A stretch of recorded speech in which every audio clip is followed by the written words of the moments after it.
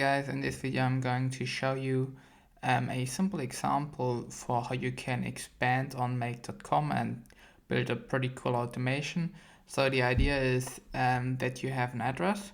So for example, we have the White House in Washington in a Google Sheet, and then we get this cell, the address of this cell, and then get all of the EV charging stations which are close by. So let's check it out. So at the moment there are no stations here, no address. So let's run it once. Now the automation runs, and if we now go back into our Google Sheets, we can see, voila, we get different EV charging stations, including the address which are close by this address. So this is really cool. So how did we build this one? So the first part is to get a cell from Google Sheets.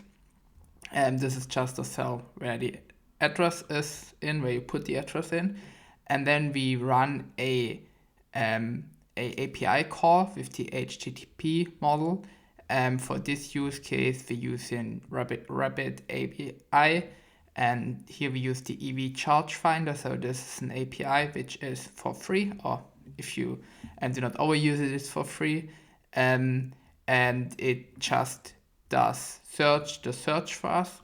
And then we use the iterator model to get this data in a bit more, usable way. So if you see here the output, you can see there are a lot of information, a lot of data. You have even the URL of this charging station, but we don't need all of those information. So we use an iterator to kind of clean the data and then send the data to our Google Sheets.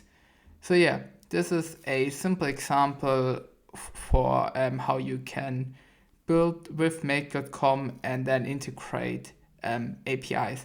I put some links down below where you can get more information. I hope this video gave you an idea for what is possible with make.com. Thank you so much.